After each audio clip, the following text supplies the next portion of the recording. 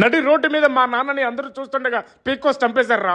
ఆ పరిస్థితుల్లో కూడా మా నాన్న జై తెలుగుదేశం జై ఎన్టీఆర్ అంటూ చనిపోయాడు రా. కూటమి ప్రభుత్వం అధికారంలోకి రాగానే వాళ్ళని పరిగెట్టి చంపుతుందేమో అనుకున్నాను రా. అసలేం పట్టించుకోవట్లేదురా. ఇలా కాదు, వాళ్ళంతా నేనే చూస్తాను రా. మా నాన్న చంపినందుకు నా కొడుకు మీద రేయ్, చంద్రబాబు నాయుడు గారు నీకు గవర్నమెంట్ జాబ్ అనౌన్స్ చేసేసారా. నువ్వు బాగుండాలని, నీ కుటుంబం బాగుండాలని ఆలోచించారు ఆయన. పగలు ప్రతీకారాలు అనుకుంటూ పోతే నిన్ను నమ్ముకున్న కుటుంబం ఏమైపోతుందిరా? నాన్నని చంపిన వాళ్ళని ఏం చేయాలో, పార్టీ కోసం ప్రాణాలు అర్పించిన కార్యకర్తల కుటుంబాలకు ఏం చేయాలో మన నాయకుడికి తెలుసు. చట్ట ప్రకారం ఏ శిక్ష పడాలో అది ఖచ్చితంగా వాళ్ళకి పడుతుంది. కానీ ఈ ఉద్యోగం నీ కోసం, నీ కుటుంబం కోసం. అందరికీ న్యాయం జరుగుతుంది.